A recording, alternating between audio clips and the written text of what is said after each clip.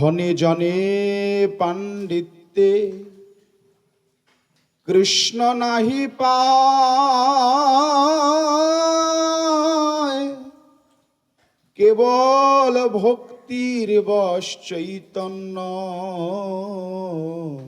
গোসাই। সরল ভক্তি না থাকলে কখনোই রসময় ভগবানকে লাভ করা সম্ভব নয়। ভগবান জগন্নাথ তদ্রূপ এক বুড়ি মায়ের প্রেমে পড়েছিলেন। তার হাতে রন্ধনকৃত খিচুড়ি না খেলে পরে তার যেন দিনের পরিপূর্ণতাই আসত না। 56 ভোগ গ্রহণকারী ভগবান, যিনি সহস্র দৈতাপতি দ্বারায় সেবিত হয়, তিনি এক বুড়ি মায়ের হাতে খিচুড়ি খাওয়ার জন্য মন্দির থেকে পালিয়ে সেই মায়ের কাছে পৌঁছাতেন।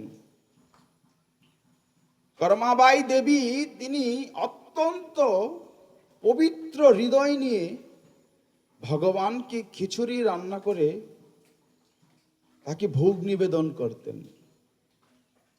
আর ভগবান বাৎসল্য প্রেমে বিগলিত হয়ে সেই কর্মবায়ের ভোগ দেওয়া খিচুড়ি তিনি অত্যন্ত প্রেম ভরে আস্বাদন করতেন। একবার এক সাধু ব্যক্তি কর্মাবাই দেবীর ঘরে এসে তাকে বৈদিক সিদ্ধান্ত জানালো যে তুমি বিশুদ্ধ হয়ে তারপর ভগবানের জন্য রন্ধন করবে। এবার কর্মাবাই তিনি স্নানকৃত আদি কর্ম সম্পাদন করে ভগবানের জন্য রান্না করতে করতে দেরি হয়ে যায়। তো ভগবান জগন্নাথ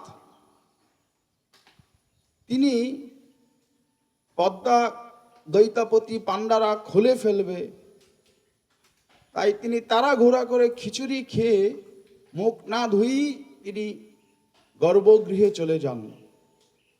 এভাবে 2-4 দিন চলতে থাকে। সেই সাধু ব্যক্তিকে জগন্নাথ দেব স্বপ্ন দেখান, তুমি যেই বৈদিক সিদ্ধান্ত তাকে জানিয়ে এসেছ, যার জন্য আমার সেবা কার্যে বিঘ্ন হচ্ছে, তুমি তাকে গিয়ে বলে আসো যে তুমি যেইভাবে তার সেবা করতে সেইভাবেই তুমি তার সেবা সম্পাদন করো, তাতেই ভগবান সন্তুষ্ট হয়। তখন কর্মাবাই আবার পূর্বের মতো তার সরল চিত্তে বিশুদ্ধ ভক্তি নিয়ে ভগবান জগন্নাথ দেবের জন্য খিচুড়ি রন্ধন করে ভগবানকে তিনি ভোগ লাগাতেন। আজও সেই কর্মাবাইয়ের উদ্দেশ্যে জগন্নাথ মন্দিরে খিচুড়ি ভোগ নিবেদন করা হয়। এটি হচ্ছে ভক্তির সর্বোত্তম মাহাত্ম্য। ভগবানের হৃদয় বুঝে, গুরুদেবের হৃদয় বুঝে তার সেবা করা। আমি অতিরিক্ত কিছু করছি, লোক দেখানো, মনে হচ্ছে যেন অনেক সেবা করছি, কিন্তু সেই সেবা যদি বৈষ্ণবদের সুখের কারণ না হয়, গুরুদেবের সন্তুষ্টির কারণ না হয়, ভগবানের অনুমোদিত না হয়, তাহলে সেই সেবার কোনো মূল্য নেই। এই শ্রমহি কেবলম।